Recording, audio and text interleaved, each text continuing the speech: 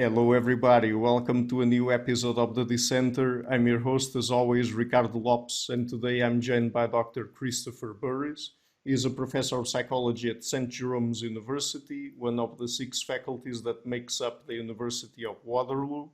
And today we're going to talk about his book, Evil in Mind, the Psychology of Harming Others. So, Dr. Burris, welcome to the show. It's a pleasure to everyone. Thank you so much, Ricardo. Thanks for having me here. So let's start perhaps with a definition, I guess. How do you define evil from a psychological perspective? Because I guess that when people usually talk about this term, they're usually referring to some sort of moral, philosophical term, right?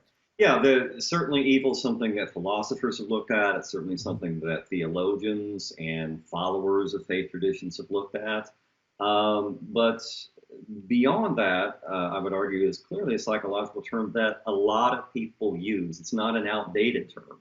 In fact, I'm working with a research assistant now. We're actually combing Twitter for uses of evil, and we've got some preliminary data. We sampled a period for a couple of weeks about a year ago, and evil is being tweeted and retweeted about 5,000 times a day, at least across the world. And so we're trying to track some of the patterns as to when that's going to be used. So given that there's that much usage amongst non-specialists, we say at the term, it seems like a significant term that deserves psychological analysis. And so the first thing that I'm going to say about evil may sound not profound at all and very unsatisfying, but to me, I think a foundation to understanding evil from a psychological perspective is that evil is a label. And so what that means is it is something that a perceiver puts on a behavior or puts on a target, another person, an unseen entity, or something of that sort. And although that sounds maybe very simplistic, the implications of that are quite profound, because what it suggests is that if evil is a label, and as psychologists we've studied a lot about labels, if we have some sense of how labels are applied, how labels are used, what some of the decision rules are by which people apply labels to things, then we can understand what evil is, psychologically speaking.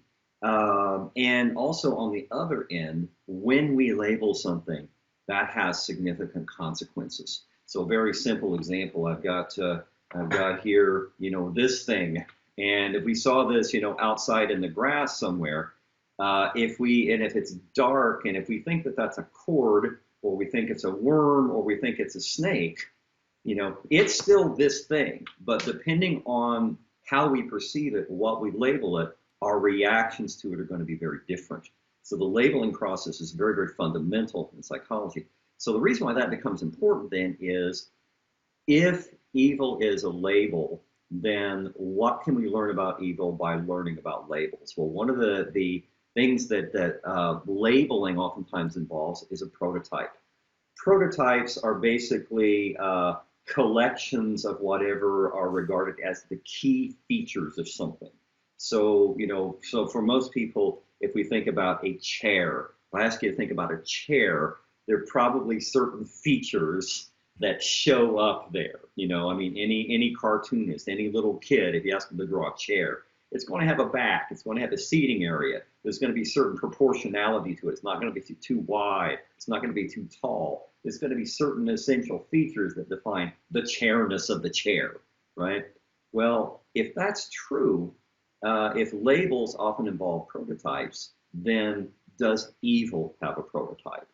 And the argument that I make is yes, there is a prototype of evil, and it centers on three characteristics. If we focus in on evil behavior, then the three essential features are: do we perceive harm? Do we perceive intent? And so in other words, harm that is intentional. And then the third piece, which is the absolute essential one, It's whether or not that intentional harm is perceived as unjustifiable. Unjustified intentional harm, that will tend to max out evil ratings in people's minds. And so one of the reasons why justifiability then becomes so important, that becomes a way of making sense out of, really simple observations like most of us don't see ourselves and what we do as evil. Well, why is that? Certainly we do harmful things to others sometimes. Certainly we do so intentionally. But most of us think we don't necessarily always have good reasons for why we do what we do, but at least we have good enough reasons. We have enough to justify our behavior so we don't see what we do as evil. But if someone else may be doing a similar harmful thing, doing it clearly intentionally, but we don't see their behavior as being justifiable from our perspective, we're going to be more likely to see that as evil. So harm, intent, lack of justification, those are the three sort of prototypical features of evil behavior. By the way, do you have any idea if these features are universal, that is, if they apply across human cultures? Uh, Certainly, we don't necessarily have a random sample of the world to be able to sort of verify that. But my sense is what we do know is there's an awful lot of research that suggests that principles of justice and fairness and that sort of thing are pretty broad-based. And there's even some, some research in other species, so like other primate research and so forth, suggests that, that there's a sense of fairness there. There's a fascinating little video where, the primate is expecting a particular treat and they're given something else, and so they throw it back. Oh, it's that one, the experiment done by Franz de Waal, right, with the capuchin monkeys. Yeah. So there's a sense of no way, man. So we know that something like that, something as basic as justice or fairness or something becomes relevant. And so when we start talking about things like justice, fairness, and so forth, that opens the door for things being seen as unjust or unfair. And it's only a small skip and a jump from unfair to unjustifiable, right? So I think we can make the argument, at least provisionally, that we're talking about a broad-based phenomenon. In fact, in not every citation, for example, that I use in my book, directly involve evil as a key word, but I was able to draw on research from 6 continents, everybody but Antarctica. Sorry about that. To make the case for some of the principles of evil that I'm talking about. So I think we're looking at something that is, in fact, pretty broad-based. So you told us about the 3-feature model of evil, but in the book you also talk about the myth of pure evil, and it apparently has 6 components. So could you tell us, first of all, what is this myth about and what are its 6 components?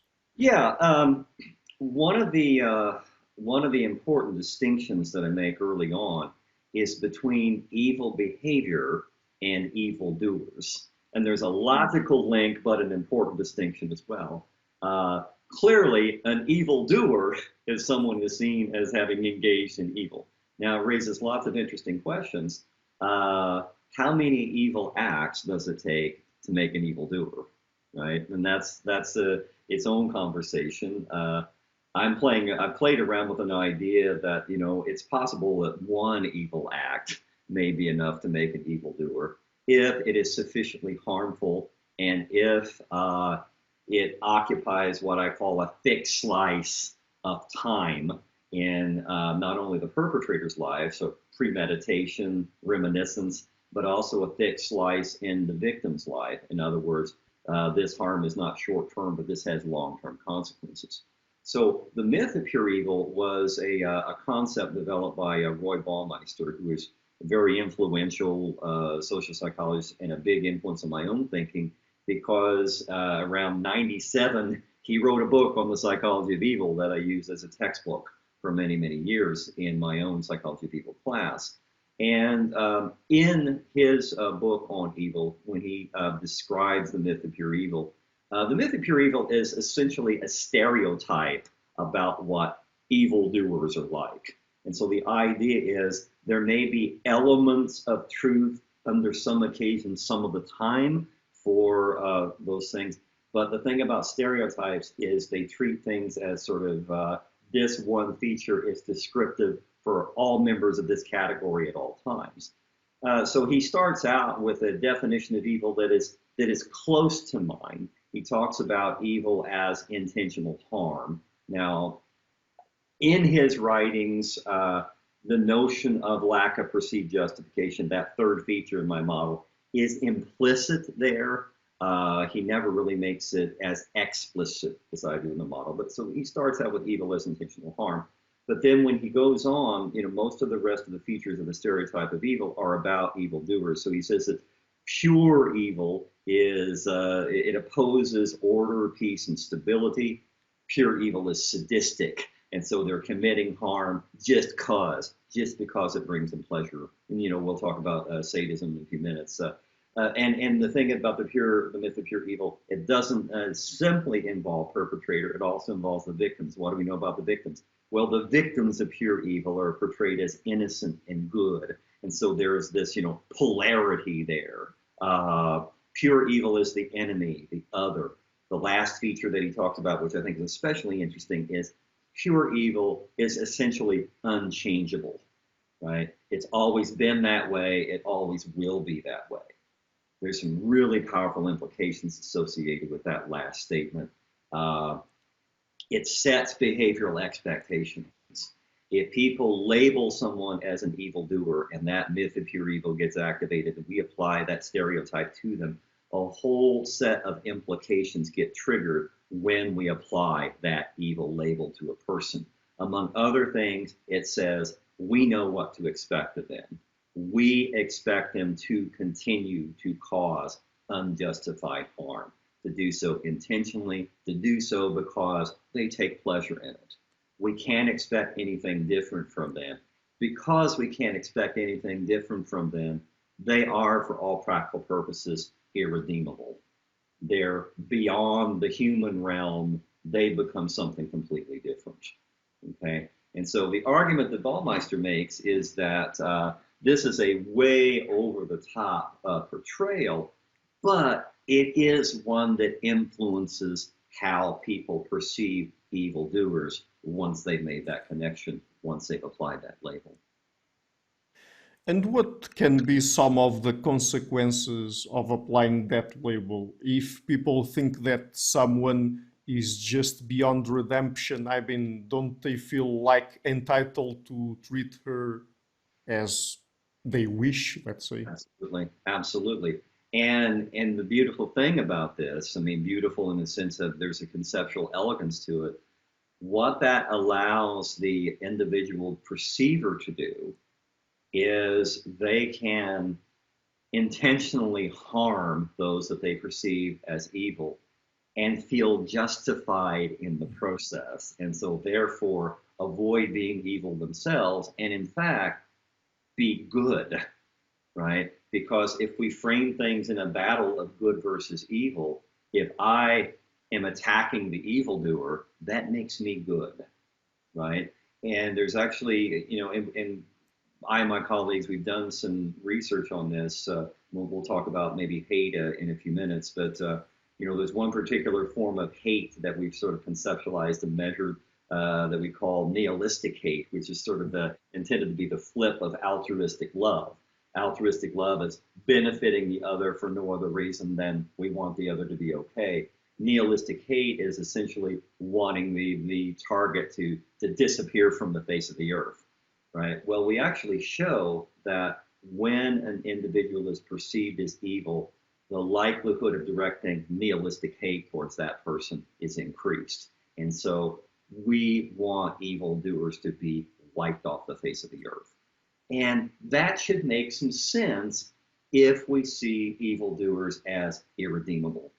If they are not capable of changing, if they don't want to change, if it's not in their capacity, then they remain this persistent threat unless we do something with them. And so they either have to be contained or in worse cases, destroyed. Yeah. So another specific thing, sometimes it seems that people associate evil or label symbols, certain symbols as evil. How Mhm. do they do that? Yeah, there's a couple of ways that comes about. We actually did a study. And this is one of the ones we have published. We can link it back to Myth of Pure Evil. We created a Myth of Pure Evil scale based on Baumeister's description of it, Mhm. and we did a simple three-group experiment where our three groups were randomly assigned to one of three different conditions, either exposure to evil symbols, exposure to religious symbols, or exposure to neutral symbols. And evil symbols, the way we set that up, we had sort of a picture and label matching exercise. So we had a Nazi swastika, we had a 666, we had a serial killer symbol, we had a satanic goat's head there, the Siegel of Baphomet, and we had the labels down. So people were simply supposed to match those things up. The idea is, regardless of whether they got the answers right or wrong, get these symbols in your head.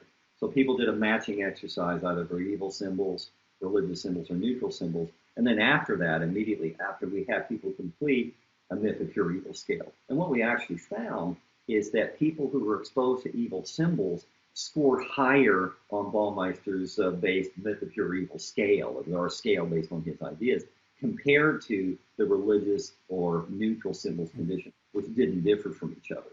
And so exposure to evil symbols was enough to trigger the myth of pure evil. Now, why is that? Well, one possibility is that evil symbols have, we can almost go back to, basic pairing in a learning paradigm, right? They see this associated with this, and so these two things become connected. And so if people see, for example, well, a symbol of Satan or a symbol of a serial killer or a symbol of, Nazi regime, then the understanding is, well, those symbols are connected to evildoers. And so, if that pairing happens, then simply exposure to the symbol may be enough to evoke a lot of those expectations, right, through the simple pairing process.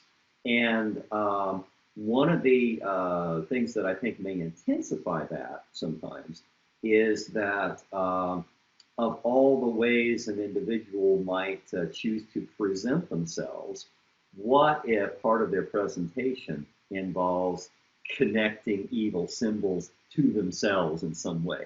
Let me explain. There was another study that we did a number of years ago, and this is one that we never published, but it's some fascinating results. We had people read about somebody. It's a hot night. They can't sleep. They're looking outside, and in the street light, they hear this commotion. They see somebody standing on top of a car with a baseball bat, and they're smashing doors and they're smashing windows and they're doing other things. This person is out there without a shirt, and all you can see about them in the street light is they've got a tattoo on their chest. Mhm. And in the two conditions of the study, that tattoo either looked like a plus sign or maybe a cross, or it looked like a swastika. And so this individual goes away, and we ask people, how do you react to this person and what they did? Well, those who saw this individual, and keep in mind, all the details of the story were the same except for the tattoo that they had. Those who read that the individual had a swastika tattoo said that that person was more evil than when they didn't have that tattoo. Now, that was interesting, okay? And that would suggest, okay, of all the things that you can put on your body, you put this. What does that say about you? Okay, that's fine. What was more interesting is we not only asked people how evil they thought the person was, how evil did they think the behavior was. They saw the behavior as more evil when the protagonist with the swastika tattoo did it. Now, the fascinating thing about that, it's the same behavior. So the behavior is more evil because a person with an evil symbol attached to them did it. So that's one way by which evil symbols get their power, okay? But there are other contexts that's a little bit more subtle. There's one interesting interview-based study by Alford back in the late 90s. And he doesn't unpack a lot of his methodology in great detail, but he's interviewing people about what evil meant to them. And he said for a lot of people, sort of their first sense of evil was being downstairs in a creepy basement. And that's fascinating, this idea of a creepy basement gets associated with evil with them. And what is that telling us? To me, that is telling us that it's hard to understand evil as a label and as a concept apart from the feelings that it evokes in somebody. And so if people feel as if there is this unseen, undifferentiated menace, threat, possibility that, there could be something there that intends to harm them without justification, the basement itself becomes a symbol of evil. Why? Because it's paired, apparently, with that awful feeling. So that's another way by which symbols can get their power, because of how they make us feel. Mm-hmm. So when someone is labeled evil or an evildoer, what do they do to try to deflect the label? Well, more important, the foundational question is not so much what do they do, but why do they do it? And that's the more foundational issue. And so I refer to this concept as the mark of Cain. And that refers to the story that comes out of the Judeo-Christian tradition. Cain and Abel, they're brothers. There is some sort of dispute. Cain kills his brother Abel, tries to cover it up. God confronts him, he lies about it. And ultimately, God says to Cain, you know what, for what you did, and Cain is feeling extremely vulnerable. He's saying, look, people may kill me now. God says, nobody won't kill you. I'm going to mark you. I'm going to mark you and essentially banish you. And Cain's reaction is very interesting. He says, my punishment is greater than I can bear. In essence, one interpretation of what was happening with the mark of Cain is by being marked, the mark of Cain basically says, you're not allowed to be part of the community anymore. You're being banished. You're on the outside. You're forever on the outside. And so when I talk about evil, the label of evil is the functional equivalent of being branded with the mark of Cain. It is the ultimate signifier of social rejection. The reason why that's a big deal has been, recent research. I know Mark Leary, somebody you interviewed, a while back, has participated in that. That social rejection is physically painful. The same brain areas that light up when we experience social rejection is when we experience physical pain. So this idea of avoiding the mark of Cain, avoiding being labeled evil, is absolutely fundamental to understanding how evil works. That's why none of us wants to be seen as evil. That's why none of us, under most circumstances, want to see ourselves as evil. In essence, we're wanting to avoid the pain that comes with social rejection of wearing that label. And so the idea is then, if that is this deep-seated motive to avoid being labeled evil, what do we do? Well, there's a whole toolbox of strategies that we can do, all right? So one possibility, and this is sort of a pop culture reference, I refer to it as the Shaggy defense. Shaggy was a rapper who wrote this song called It Wasn't Me.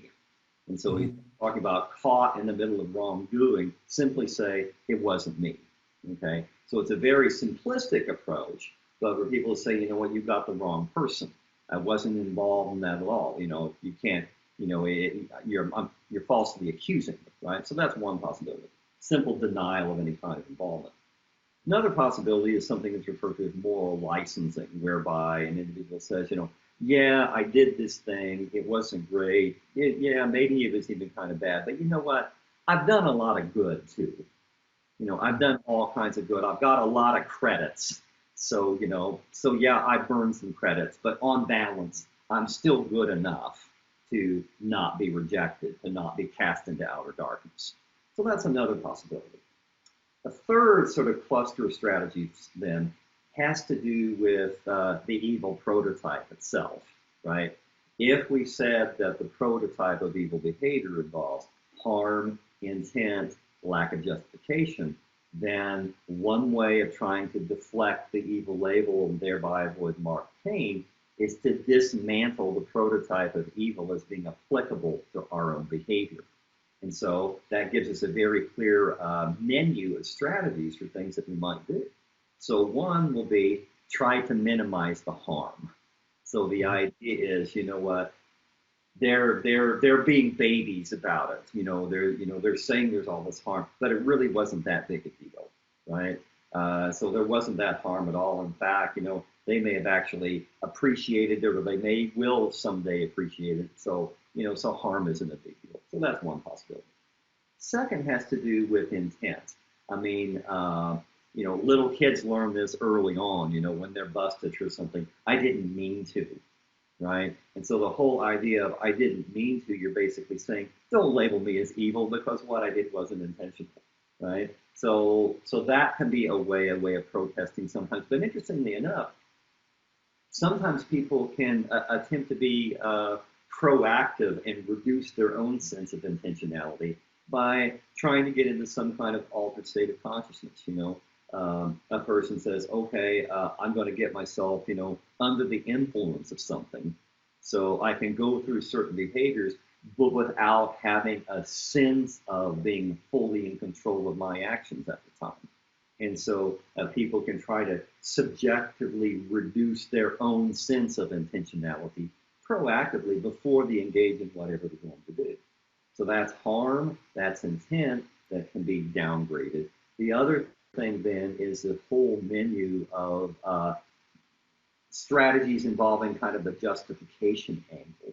Okay, so what do some of those things look like? Well, one possibility is to say, you know what, I'm good. Okay, it's sort of the ultimate justification. It's the greatest distance from evil. You're calling me evil. In fact, I'm good because my reason for doing what I did is a noble one. This is bigger than you and me. Okay, it's I'm acting on behalf of all of those who couldn't act, or I'm acting, based on a divine mandate of some sort. And so, you're calling me evil, but I'm actually good. Okay, so I have great reasons for doing what I'm doing. So that's one possibility. Another possibility, it downgraded just a little bit. I won't say that I'm good, but at very minimum, I'm not bad. And so this could include things like revenge. Yes, I struck back.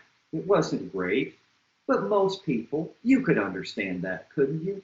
A lot of people understand revenge. It's like, it isn't great, but they get it. Okay, so yeah, you're not bad for doing what you did. Or sometimes people can sort of frame things in a very, proactive first strike kind of way. I did what I did, in order to protect myself. They could hurt me. They were going to hurt me. There was a risk of them hurting me, so I struck first to eliminate that possibility. So that's a second possibility. The third one is what I call sort of a compensation narrative, where, the world has hurt me in some way. The world has disadvantaged me in some way. And so somebody somewhere has to pay, right? Because revenge is sort of, going backward and saying, this individual hurt me or this group hurt me. I'm going to target them. So revenge is sort of going back in kind. Compensation basically says somebody somewhere hurt me, or the world in general has treated me unfairly. So I deserve payback in some way. And so if my sense of being compensated requires other people to be disadvantaged or to suffer, then I'm willing to do that. Okay, so that second tier of strategies, then, I am not bad. Those are some examples of some of the ways there. What if that doesn't work? What if you say, well, yeah, what I did was bad, and you know what, I really don't have great reasons for it. The next fallback is, yeah, I'm no worse than you. Okay, so I'm not saying what I did was great. I'm not saying my reasons are great. but haven't you done the same things? You know, you're a hypocrite if you accuse me, if you judge me for things that you've done yourself. So that's a very interesting one, right? There's ownership of the badness of the intent, potentially, the badness of the consequences, but what's the underlying message? Yeah, I'm not saying it's great, but I still don't deserve to be rejected. I still don't deserve to be cast out, because if you're going to cast me out, you've got to cast yourself out too. And so that's kind of a sneaky one there, okay? Because it's ownership, but it's still saying that, you know, I'm still not deserving of rejection. And the last one, and this is at one level the most subversive, is to say, you know what I did wasn't good. What I did may have had bad consequences. You may think that my motives are bad. I don't care. Why don't I care? Because I'm more powerful than you. And so asserting one's power then becomes kind of the ultimate play to deal with being accused of being evil. And in those instances, that's the rare instance where somebody say, you know what, you think I'm evil? That's fine. I'm evil. What are you going to do about it? And the subtext there is, you can label me whatever you want. Ultimately, you can't really hurt me. I can hurt you, but you can't hurt me. Now that's an interesting one, because does that show up in instances sometimes where somebody protests too much? You know, I need for you to perceive me as evil. If you will perceive me as evil, then you'll be scared of me. If you perceive me as evil, you'll leave me alone. If you perceive me as evil, you won't try to hurt me. And so can that label give me some sense of protection? Okay, so it may be a protest too much situation sometimes, but this is the idea. It's a very judo-like move. It's sort of moving with the label and trying to find power in the label itself. So it's a pretty broad umbrella, and we see that there's different stops along the way, but I think it's a pretty comprehensive approach. Mm-hmm. Particularly that last bit, I think, connects very well to my next question. So, since there's lots of social costs associated with receiving the label of evil, why is it that people even put themselves in that situation to begin with?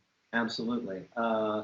And this is another simple, I would argue profound, but also possibly seen as simplistic answer, is that as human beings, we're always chasing feelings. I use the term chasing feelings. We're presumably wanting to pursue some outcome that allows us to feel good, whatever that means, feel more good and feel less bad. And so in the book, for example, I use this principle, what I refer to as the mind over matter principle. And this actually came from a grade school teacher of mine. One of my classmates raised his hand and wanted to go to the bathroom. And, you know, at that particular moment, my teacher said, no. The student said, why? He said, it's mind over matter. I don't mind and you don't matter. And it's awful that I still remember that and later concept about evil based on one of my grade school teachers. What does that say about my education, which is actually really good in a lot of ways?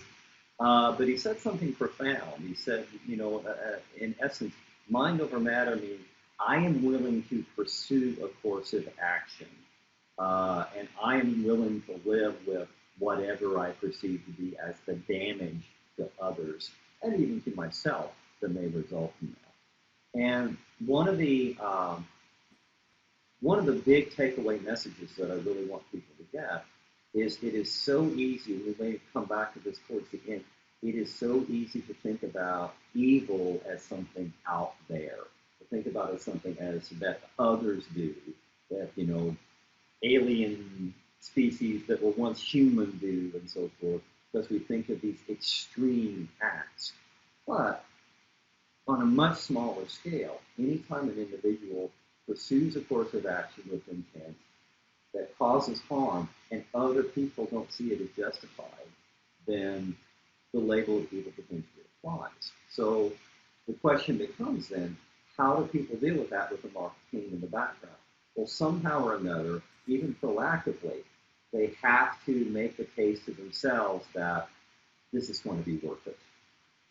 The positive feeling payoff that I'm going to get as a result of pursuing this course of action is going to be worth any possible blowback, any possible harm or consequences I see falling to myself or to other people. And so there's a variety of sort of mental strategies that people can do in that. And one of the things that is a real complicator has to do with what's sometimes called tunnel vision. You know, we're only going to be affected by cost and rewards that occur to us at a given point in time. If we're not reflecting on the full range of possibilities of things that could happen, either to other people or to ourselves, then that's not going to shift our attention in the same way. One example that I give in the book, and this is a news story from a number of years ago. So a fellow, he worked as a travel agent, and he was married, but he also had a mistress. And his mistress wanted to go someplace nice on a getaway. So as a travel agent, he thought, well, I don't have a lot of money, but I want to try to keep this relationship intact. But so what do I do? What do I do? Well, he basically said, okay, we'll go on a trip. He sent her a plane ticket. It was actually a fake plane ticket. And so, so he went through the motions of, yes, I'm going to do this good thing for you. But now it's actually a fake ticket, so how is he going to deal with that? Well, here's what I did. I'm going to go to an internet cafe, and I'm going to send in a bomb threat to the airport. So they're going to have to shut down the airport. So it's like, well, we tried, but we just couldn't do it. So this is in fact what happened. He ended up sending in a bomb threat to the airport from an internet cafe. Security came in, airport operations were suspended. And so we think about, all of the monetary cost, all of the emotional cost, stress people, scared people, that sort of thing. Potentially thousands of people, their lives were disrupted because this person said, you know what, this seems like a good idea at the time. I'm trying to, show my mistress that I care, but in a way that doesn't make me follow through. And so I'm going to try to come up with something that can have massive consequences for lots of other people. But it seemed like a good idea at the time. There's another instance I talk about in the UK where somebody who basically said, you know what, they were bored, they wanted to have a little fun, so they set up a fake bomb inside the tube system. So they have these fake bombs going off inside the subway because they just wanted to see the chaos that it ensued. So people are terrified, people are scared. People may, have, with heart conditions or something, maybe they're going to have heart attacks or something from the threat associated with that. Why am I doing it? For a bit of fun. So the idea is, I don't mind enough. You don't matter enough for me to not do what I'm doing. And that simple principle is actually a profound one because it really comes down to priorities. And a simple example that I would use is, if we think about a scale of 1 to 10, a 10 beats a 1, yes. A 10 also beats a 9. And so, so somebody can be a 9 on a 10 scale, but if somebody values some other priority as a 10, the 10 will beat the 9. And that sets up some profound differences of understanding sometimes. The person who is the 9 can feel completely devalued to say, you don't care for me at all. And the perpetrator is saying, well, yes, I do. You're a 9.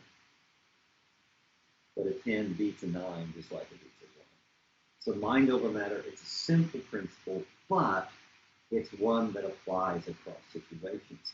And the thing is, one of the things that we know based on some other published research and so forth is we as individuals can be very bad at what's called moral forecasting. It's very easy for us to look at somebody else, and say, oh, they're idiots. Why would they do that? I never would have done that. I could have seen that coming. There's a whole, entertainment series on dumbest criminals. And it's like, oh, look at what an idiot that person is. The thing is, moral forecasting has to do with how we think we would deal with the situation. what we think we would do in a situation. And we're really typically pretty bad at it because we tend to underestimate the power of the situation. Okay, what sets up a lot of those differences of perception as well. But mind over matter, it applies to very small things. It applies to very big things. So for, we may talk about group-related stuff here. If someone says, you know what, we need a genocide, then they're doing a mind over matter series of calculations in order to say, you know what, yes, this is worth it. And so, stealing something petty or causing suffering for thousands or millions of people, fundamentally there's the same kind of calculus involved. Mm-hmm. Are there any individual differences in terms of personality or any other components of our psychology that make some people more predisposed to performing evil actions than others? The issue of individual differences is a thorny one, in part because, from my perspective at least, it's very easy for people to misunderstand what individual differences or individual difference measures are. So, really popular cluster of measures in personality psychology now is what's referred to as the dark triad: psychopathy, Machiavellianism, and narcissism. And there has been an awful lot of research done over the last little while whereby people will take this dark triad cluster and they will use it to predict some nasty outcome and actually give a list, a very small list of a very big set of research in my book. And the difficulty that I think people can get into sometimes is thinking that what these measures tap, these so-called traits, the traits are somehow like these little engineers in the head that cause these things. When we look at trait measures essentially ask, how do you move through the world? What are you likely to do? In fact, some researchers have said if there is a core to the dark triad, it can maybe be simplified down into one statement: I exploit other people. And so, in essence, what you're talking about there is a worldview or a life philosophy, a way of moving through the world that says, in general, this is how I'm going to proceed. Well, if that is the understanding, so in other words, these trait measures are descriptions of behavior, descriptions of behavioral tendencies. And so if we look at something like the dark triad and we say, okay, this general cluster of descriptive tendencies predicts some specific nasty outcome, that shouldn't surprise us. This is a specific example of these overall general tendencies. So yes, something like dark triad is predictive, but I think it's a little misleading to say that it's somehow causal. Now, there's other types of things that I think are more psychologically interesting because they involve a little bit more of an engine. So something like shame, for example. Shame is an interesting one because at its core, the way researchers think about shame and guilt, for example, the way I sometimes talk about it is guilt says I did something wrong. Shame says I am something wrong. Okay, guilt is about behavior. Shame is about the person. And what's interesting about that then is if shame says I am wrong, there's something wrong with me, not something wrong with what I've done. That gets us into Mark King territory. If I'm experiencing shame, one way of understanding that is I'm no longer acceptable. I'm beyond what normal people are and so forth. And so I think shame can be a very, very powerful motivator because it's linked into that avoiding the mark of Cain type thing. And so I've actually been working on some recent research where we're actually trying to develop a shame phobia scale that has to do with how reactive to the prospect of experiencing shame people are. And what's interesting about that is some of the items that sort of link up with that fundamental fear of experiencing shame has to do with this understanding that guilt and shame go hand in hand. People who are shame phobic say, you know what, if I experience guilt, shame is an inevitable consequence. And there's individual differences on that. Not everybody thinks that way. Some people can say, you know what, I can feel guilty, I can feel bad about something that I've done without feeling like a horrible human being. Other people say, you know what, if I feel bad about something that I've done, I automatically feel like a piece of trash. Well, what's interesting about that then is if that is this Mark King type dynamic and people see guilt as kind of the automatic trigger of shame, then people are going to want to avoid guilt too. Mm-hmm. Oh, you can avoid guilt by trying to never do anything wrong, or when you do things wrong, try to justify it, try to deflect it, try to lie about it, try to put it back on other people, etc. And so this gets us into dark triad-y looking behaviors again, right? So something like shame and sensitivity, I think, would be a particularly profound direction because shame is an emotion that maps very closely onto that marketing idea. Mm-hmm. So you mentioned shame. What is the relationship that evil has with other emotions like hate, fear, anger, and disgust, for example? Okay, well, I'll stop for a second there and say I don't think hate is an emotion as the way people talk about it, but we can talk about hate in the context of Okay. things. Um, Fear, anger, and disgust. Sometimes I refer to as the propagandist big three. It makes people afraid enough, angry enough, and disgusted enough. You can motivate them to do all kinds of harmful things towards other people, right? Basically, fear says, you could hurt me. I've got to get you before you can get me. Anger, I feel like, there's an injustice. My core, my goals have been blocked in some way. You're responsible, so I need to get you for that. Disgust oftentimes involves a sense of moral injury. My values are being compromised or subverted in some way. And again, in every instance, it's not simply free floating fear, anger, or disgust, but the savvy propagandist will say, are you afraid? Are you angry? Are you disgusted? Here's why. That person, that group, their why. Mm-hmm. Hear why you feel what you feel. And in the spirit of chasing feelings, in the spirit of mind over matter, if you want to feel less of this is what you need to do. You need to target that group. Or, you know what? If you don't want to get messy, give me the authority to do it, and I'll take care of it for you.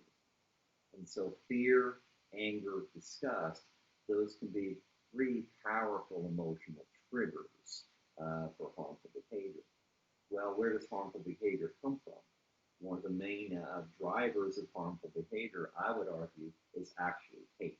And, depending on the theorist and their specific definitions, there's been a lot of debate whether or not hate should be considered as an emotion. Uh, Mm-hmm. at least based on a series of published studies that we've done and so forth, looking at the prototype of hate. So what are the core features of hate? Hate seems to be primarily the core element of hate is the intent to harm, the desire of that harm to come to some target. And so from that perspective, the core of hate is not emotional; it's actually motivational. It's that wanting the other to come to harm, the desire to participate in that harm directly, if need be, and if not directly, because there may be too many costs and consequences associated with that, hoping that someone else will do it, or hoping that the universe will act on your behalf and they'll get theirs, right?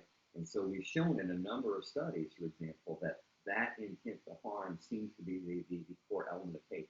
You can take everything else away, even strong emotion, even a sense of outrage and a revulsion and so forth. People see those as being somehow relevant to hate, but not hate, not the essence of hate. And the way to understand that is, yes, indeed, I absolutely suggest fear, disgust, loathing, all of those things. They're all, I would argue, best understood as potential antecedents of hate. So, in other words, they can trigger the desire to harm. A kind of a simple example that I give is, let's say somebody is like, hiding behind a door, waiting for somebody to come in, and they want to jump out and scare them. So that person's initial reaction may be, ah, and then oftentimes they're like, you idiot, what are you doing? Right? And so what's happened there? You made me afraid. Damn you for making me afraid. And so we get an aggressive response, we get an angry response, we get the push back or something. It's like, what are you doing? This was stupid, right? You scared me. You had no right to scare me. It's your fault that I felt this bad feeling. No, okay? And so we can see any of a number of emotional triggers for that desire to harm. And what I would argue is that desire to harm, that motivation to push, that ultimately is what hate is. Mm-hmm. And what is the psychology associated with a hater? Because you also get into that in the book. Absolutely, yeah. And the relevance, and we can plug that directly into the psychology of evil. There's a cobble together research from a number of sources. A lot of people almost tend to spontaneously associate evil and hate. They see those two, but they treat them as almost synonymous. And I think there's a good psychological reason why that's the case. We can go back to our core principles. If we think about the three-feature model of evil, the evil prototype, what is it? Harm, intent, lack of justification. What is hate, as we describe it? Intent to harm. Hate, then, the motive, is essentially 2/3 of the prototype of evil. There's intent, there's desire to harm, right? So there's harm there. Mm-hmm. What's missing? Lack of justification. So what this does then is this sets up the potential hater, drawing another concept. If they want to avoid the mark of Cain, then they have to justify hating, right? And so the simplest way to do that is to portray the target as evil, because it's okay to, want to harm those who are irredeemable and who are ongoing threats. And so it's the same kind of dynamics that we see again is, what kind of toolbox do we have for justifying hate? And by the way, we did a study, it's unpublished, but I talk about it in the book, very similar to the myth of pure evil symbol study that I talked about earlier, where we had those same three conditions: exposure to evil symbols, religious symbols, and neutral symbols. And then instead of having people do the myth of pure evil scale, we have people do a word completion test. And so it's a word with a missing letter, and you fill that in to make another word. And so in this particular case, it was, the English word H-A blank E. So the idea is you could fill it in with a T to make the word hate, or any of a number of words like have, for example. Mm-hmm. What we found is that people who were exposed to evil symbols were twice as likely, roughly, to complete the word with a T to make the word hate as compared to folks in the other two conditions, which didn't differ from each other. So people do, in fact, spontaneously associate that. So people are going to want to deflect, the sense of their evil if they're hating. And so the easiest way to do that is accuse the target of being evil. So you're good, you're not evil, and it's okay to want to destroy them. So that's one possible thing that people can do. And some occasions as well, people can quibble with the definition of hate. They can say, if they're accused of hating, they can say hate is something else. So, for example, if you say, you want to hurt that person, therefore, based on my definition, you hate that person. Well, a person says, nuh-uh, because hate's behavior. Hate's what you do. I can want to do this, but I'm not doing it, so it's not really hate. Okay? So maybe I can get off the hook that way. Or, somebody else can say, nuh-uh, because hate has to be premeditated. If it's impulsive, it's not really hate. It's like, no, we actually have research to suggest that impulsive acts in that moment, if they cause harm and they appear to be intentional, people see those as hateful. And that's a very interesting thing that somebody can act impulsively and they can feel regret, they can feel remorse later, but in that moment, did they want the harm? In that moment, did they want the harm? And if the answer is yes, I would say, you know what, they're hating in that moment. Okay, but so that's another possibility that people can do. They can try to redefine hate. Okay, another strategy as well is to try to divert attention away from the harmful intent onto something else. So there's a couple strategies for doing that. One is to focus in on the ultimate goal, because in some of my theoretical work with John Rimple here at St. Jerome's on hate, we talk about the subtypes of hate where sometimes in the case of nihilistic hate, the desire to harm a target is an end in itself. Sometimes it's a means to some other end. So we talk about something like redress, for example, harming the other with the goal of balancing the scales of justice. Well, if I'm not wanting to get labeled as evil, again, what I'm going to focus in on is the good goal associated with harming the other. So let's not talk about the intent to harm. Let's talk about the justice that will result. So don't accuse me of evil, because look at what the end goal is. Another possibility is, and this is a really unsettling one, it's hate, but let's call it love. So in the theoretical work that we do, one of the subtypes we talk about, we refer to as something called tethering. And in this case, tethering is a subtype of hate that involves wanting to harm the other in order to, in essence, disable them so they won't abandon you. In the Stephen King novel and the movie made from that called Misery, there's a woman who's obsessed with this, romance writer who happens to, have a car accident near her house. She finds and takes him in, starts to nurse him back to health. But when it looks like he's going to leave her, she breaks his ankles. She hobbles him, right? And after that moment, he says, God, I love you. And the thing is, that's a fictional representation. It's a horror representation. But we find some of those dynamics in the literature. Sociobiologists will refer to as mate guarding behaviors. The idea is, if an individual is threatened that their partner may leave them for somebody else, then what will they do? They'll talk bad about their partner, to other potential rivals, or they'll limit their access to those rivals and so forth. In other words, they will tether them. They will harm them enough to keep them close and make sure that they don't go away. And so, so I've got, I'm working on some research now with one of my honor students where we're actually trying to get data to see, how often is this the case? Will people label hate as love if these are the kinds of circumstances? So for example, it's not hate, it's jealousy. Stalkers say this, I love you so much, you're making me crazy. It's because I love you so much that I'm doing all these crazy things.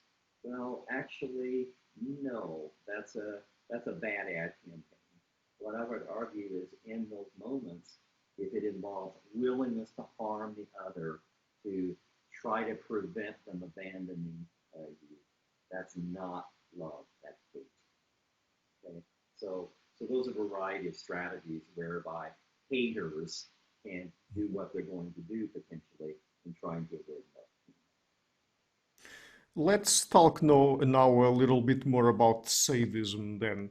So, what is sadism, and in this literature about evil, do you think about it as the dark triad trait, or as something a little bit different? Well,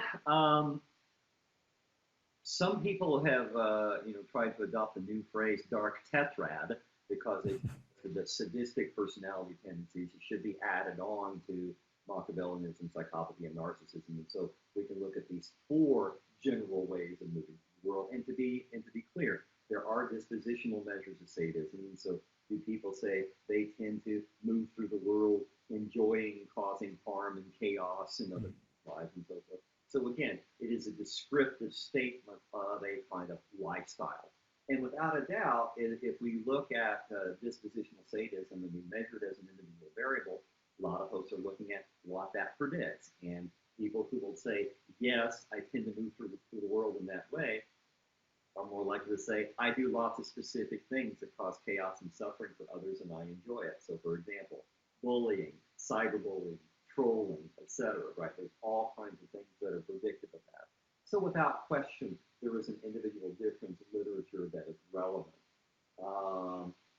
From my perspective, if we dig a little deeper and try to think conceptually, okay, what is sadism? I prefer to plug sadism into a conceptual framework that we've already got, in that the argument that I make is that sadism is actually a subtype of hate. Okay, and so I'm thinking again, hate is ultimately motivational. Hate is the intent to harm. If we use that as our foundational understanding, and I've tried to make the argument that we can, then sadism involves intent to harm as a means to an end of some sort of personal gratification, pleasure, arousal, satisfaction, etc. So, in other words, the sadistically motivated individual is in essence saying, I am willing to subject another being, person, animal, or something to harm because it gratifies me in some way. It makes me feel good in some way. And so ultimately, I have a motivational understanding of what sadism is. Mhm. And I mean, is it something common or rare? And are there, for example, situations where people that wouldn't even score high on sadism would still feel good about hurting others or derive some pleasure from something bad that happened to them? Yeah, there's a over really the past 10 years or so, some of the work with that Erin Buckles and some of her colleagues have done, they actually use the term everyday sadism, and they're actually taking an individual difference approach to that. Prior to some of that work, when people talk about sadism, they typically talk about it in a forensic clinical sense. So oftentimes when they talk about sadism, they were referring to almost exclusively to sexualized motivation and so forth. And so talking about, prison populations, offender populations, and so forth. But if we step back, and from my perspective, if we take a view that sadistic motivation is this intent to harm with a desire for emotional payoff, we start to see it in lots more everyday context. And so, in other words, if we scale back the severity of harm and we look for the structure, if we look for the motivational structure, we start to see it in a lot of contexts. And so, for example, there are researchers that look at what's called Schadenfreude, or sadistic emotion.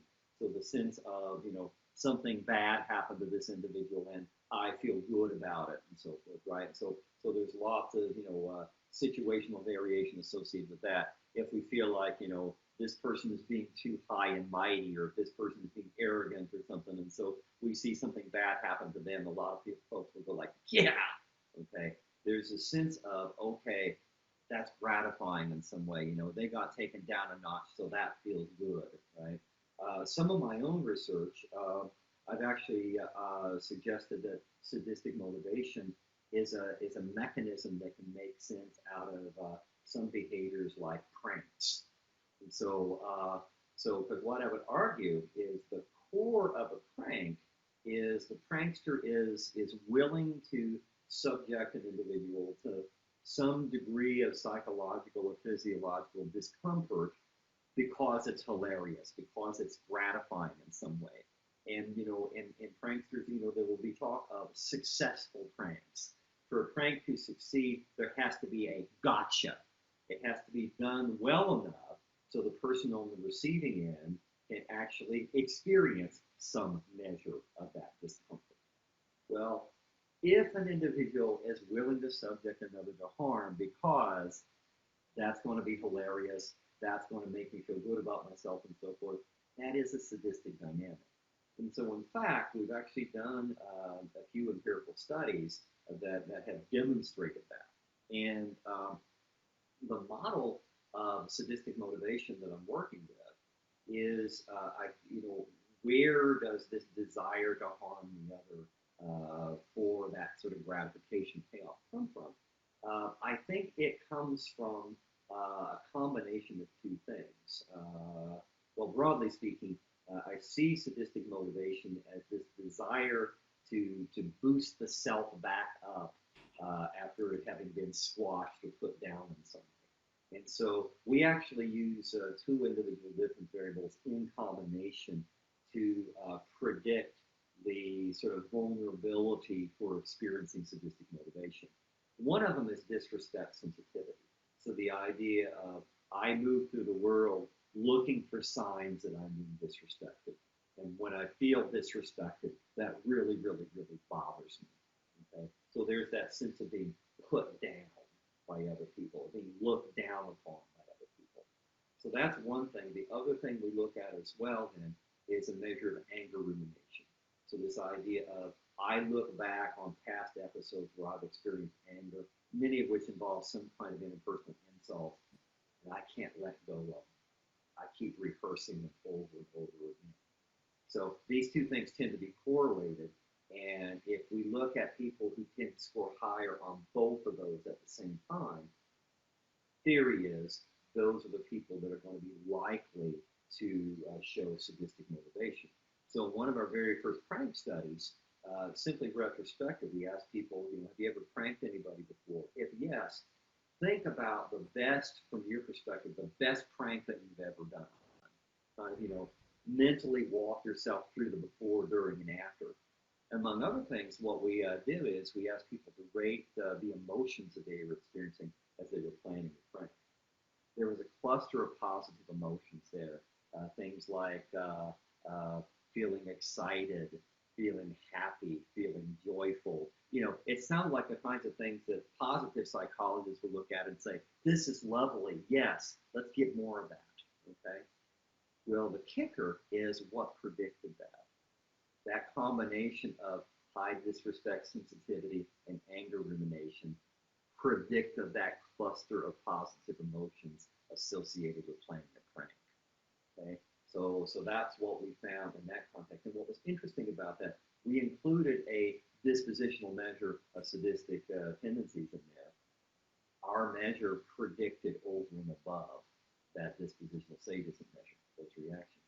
Second study, we have people watching pranks. And so we had them look at a couple of different prank videos and react to those. And again, we were tapping, how much they enjoyed it, how much they were able to kind of put themselves up relative to the other person. So it's like, I wouldn't have fallen for that. They were really stupid. I wish I was involved in the prank. I probably could have done the prank better than the prankster did. So all of it, I'm feeling good, and I'm feeling good about myself relative to this person. Well, so we had people look at that, but there's one other piece there. Before we had people state their reactions to the prank, they read this little description, this little reminder.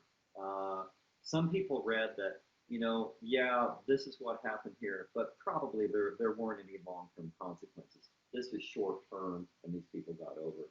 The other one suggested, given what we saw here, there's a good likelihood that these people may have had long-term consequences.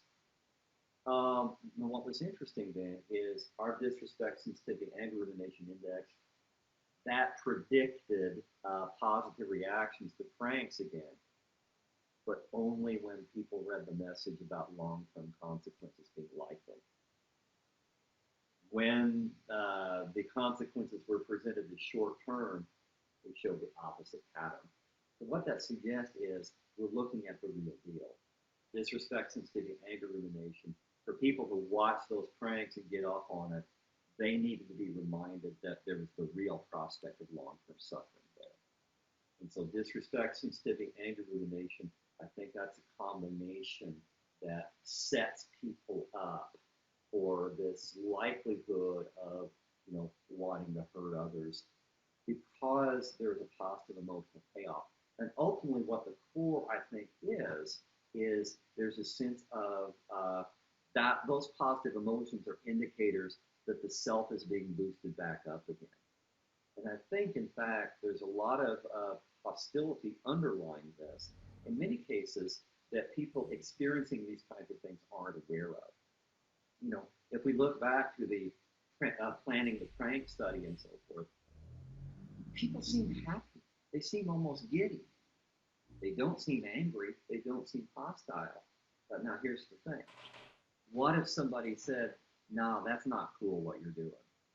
Okay. What reaction might we get? Come on, man. God, you're making a big deal out of it. Quit being such a baby. It's just a joke. God, if we get that kind of reaction, let's say in a pranking context, it suggests that there's some underlying hostility. And it may be, and actually I'm working with a couple of students now, we're trying to see whether or not we can find evidence of implicit hostility that's there just on the surface that isn't something that people are aware of. Mhm. So, in characterizing evil, we've been focusing mostly on individuals, but how does it manifest in groups? And is there something about how it manifests in groups that makes it essentially different from how we see it in individuals? Well, there's a yes and a no to those questions, right? Because ultimately we have to remember that groups are comprised of individuals, and so Mhm. especially, we need not, we mustn't lose sight of that. So, for example, various corporate practices, some corporations that have, let's say, more aggressive or ethically questionable business practices and so forth. In many cases, they will recruit individuals that they think are going to be more likely to, endorse that worldview and go along with it. And so, I don't know if they're using dark triad indicators as screening instruments, but that's a possibility, right? So there are individual decision makers in there. The thing about groups have the capacity to exponentially increase, for example, the amount of harm that can result Mhm. by imposing an organizational structure, by in essence taking an assembly line approach to whatever the outcome is. A lot more harm can be done with a lot less effort by having individuals be coordinated. So that's one of the ways that groups can cause more harm by that sort of division of labor. The other thing Mhm. that complicates things has to do with the interface of the individual in the group and the group itself when it comes to things like responsibility for harmful outcomes. And this is something that people struggle with when there are war crime tribunals, when there are corporate corruption hearings and that sort of thing. Is who is responsible? I mean, there's some research suggesting, for example, that corporations have a kind of fuzzy personhood, that they're seen as capable of acting as individuals, but without the same emotional sensitivities of individuals. And so when a group ends up perpetrating a lot of wrongdoing, a lot of suffering for a lot of other people, who do we hold responsible? The leadership, a few bad apples, everybody, nobody? How does that work? And that actually creates a lot of struggle. And so for individuals within organizations then that are engaged in harmful practices, that makes things complicated as well because it allows Mark of Cain dynamics to drive individual strategies to stay inside the organization as well. So people can say things like, you know what, I do this, I don't do that. I'm not Mhm. responsible for the big bad decisions, or I just take care of the numbers. I'm not doing that over there. Or people may appeal to necessity. It's like I'm doing what I have to do. You know, Mhm. I have to have a job because I have to feed my family, etc. Or I have to do this because if I don't do this, I'm scared of what they'll do to me, and so forth, right? And so individuals then, not surprisingly, for them to keep doing what they're doing, they're going to have to tell a story that's going to either make it good or not bad, or we're more powerful than you anyway, in order to pull that off, right? And so we see similar dynamics. There are some individual elements there, but then there are some sort of exponential increases that result from group dynamics. And this can play out in a lot of interesting ways. Uh, we can see individual dynamics. So something like we talk about with sadism, for example, playing out in collective context. For example, if we look at genocidal campaigns that involve massacres, so specific events that involve killing a lot of individuals at once, but oftentimes doing so in brutal, humiliating sort of ways, right? Clearly, when we look at that, there are sadistic elements there, and in fact, they've done some research on, like looking at transcripts of war crime tribunals and so forth, and actually found what I would argue would be evidence of disrespect, sensitivity, and so forth that may be a driver for those who are participating in massacres. One of the things that's really interesting is some of the work done by Rochlo, who's talked about massacres. I find actually really unsettling, but really, really important, suggesting that, starting point, most of us don't want to kill other people. But yet massacres happen. And so the question becomes, how is it that people who participate in massacres kill other people and oftentimes do so in these very brutal and very humiliating sort of ways? Well, what they will do, according to Rochlo, is they need to overcome this kind of barrier that allows the killing to start and then allows the killing to be maintained. And so what Rochlo argues is that they need to develop a sort of triumphant, celebratory atmosphere. And so there's this sense of whooping and hollowing and riding the wave of positive emotion. And what I would argue is those positive emotions are actually the outcome of sadistic motivation, right? And so it's a matter of trying to keep those positive emotions stirred up, and so keeping people in that zone that allows the atrocities to be committed. I have two final questions. So the first one, what would you say are some of the most common misconceptions people have of evil and evildoers? Well, first of all, I think one of the big ones is that they are they. We've already talked about the myth of pure evil and some of the consequences associated with that. That evildoers are the other, they're unknowable, they're completely like everybody else, they're possibly not even human, at least not anymore. So I think that's one thing. Another thing that goes along with that is that evildoers are evil through and through. And in fact, I mentioned the study that one of my honor students did a couple of years ago that sort of taps this idea that, the example that I get is that for many folks, it's hard to imagine a serial killer doing laundry. Uh, it's difficult to imagine them doing something mundane like that, unless they're doing it for sinister purposes. If they're doing laundry to eliminate DNA evidence, okay, but they won't just do laundry. And so we actually did a study where we found some evidence of that. When people see someone as an evildoer, they're not only more likely to do bad things and less likely to do good things, they're less likely to do mundane things too. And so there's a sense of the evilness is expanding into their entire lifestyle, so they simply don't have time for anything else. So that's one thing. You know, the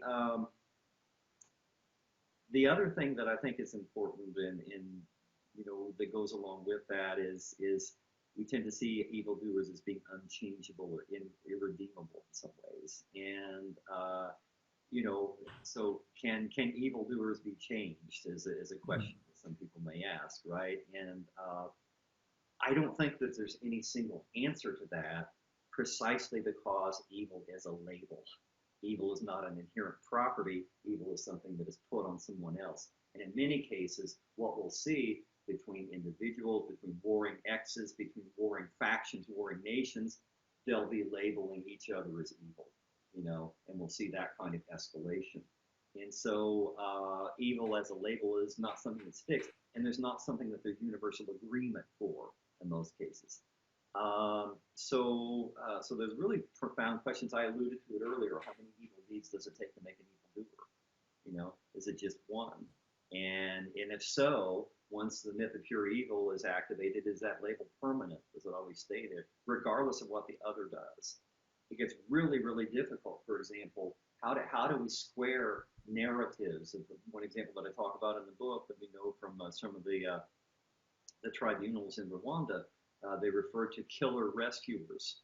So individuals that may, because of they found somebody to be a friend, or there's a family connection to someone from an opposing tribe, they may protect them, but they may redirect other folks and have them killed. And so we see people saving and killing, members of the same outgroup under certain circumstances. There's a story about a serial killer who, while incarcerated, spent a lot of his time reading, recording books on tape for the visually impaired because he was connected to somebody who had vision problems.